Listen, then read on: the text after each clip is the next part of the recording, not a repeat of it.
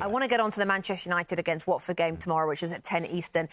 Fred, this week, spoke to, I think it was Brazilian media, and said that he felt it was a strange decision to bring in an interim manager, which is kind of echoing, I think, what most people said, but we have never heard from a Manchester United player saying that, and that he felt that right now it's all about short-term success at Manchester United, not a long-term goal. Another club, just like Tottenham, who at the moment are not doing things the right way. How are you looking right now at Ralf Rangnick and where he's going at this club?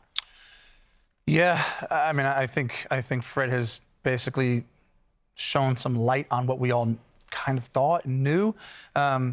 It does seem short-term, clearly, with the appointment that he'd only be there at the end of the season and possibly name himself as his successor or someone else. Doesn't feel like the way Manchester United Football Club should be run. You know, the fact that he gave the interview in his home country or to his home country, he probably gave more truth to that. Look, I think they're going in a direction that, you know, Rangnick has set them up to be a better outfit. They're playing better. But how does that progress next season if the system changes all of a sudden? You know, if they bring in a manager, I mean, Conte's still at Tottenham, but like a Conte or Pochettino, he's not playing that style. So right now, this is very much short-term.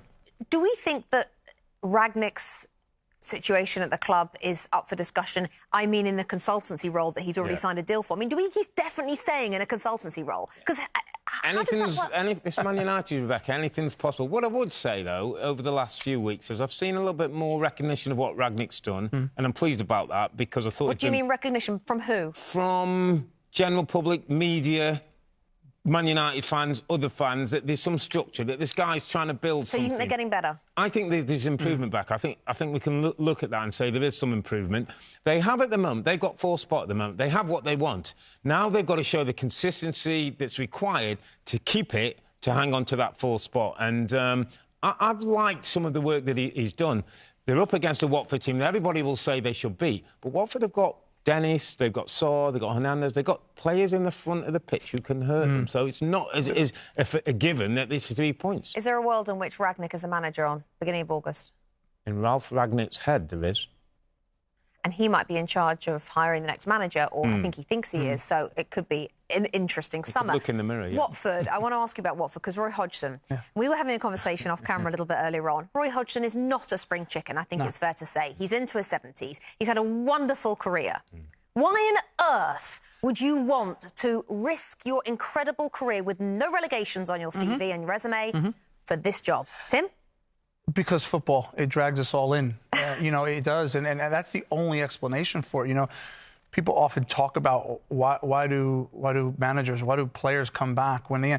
I mean, he's had a stellar career in all facets, home and abroad with the national team. And yet here he is. He obviously has to know there's a large possibility that we could go down as a club, but he took it because he loves it, and where his home is on that touchline.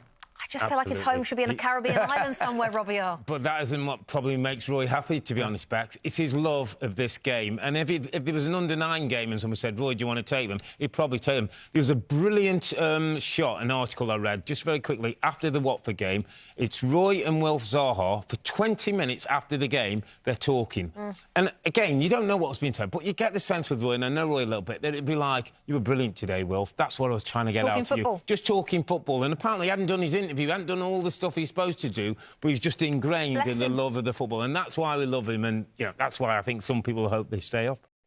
Hi there, I'm Rebecca Lowe, studio host for NBC's coverage of the Premier League. Don't forget to hit subscribe to watch highlights all season long, and be sure to tune in for Premier League mornings every weekend at 7 a.m. Eastern. And for even more content, head over to Peacock, where we've got live games, original series, and a dedicated round-the-clock Premier League channel featuring studio shows, classic matches, and much more.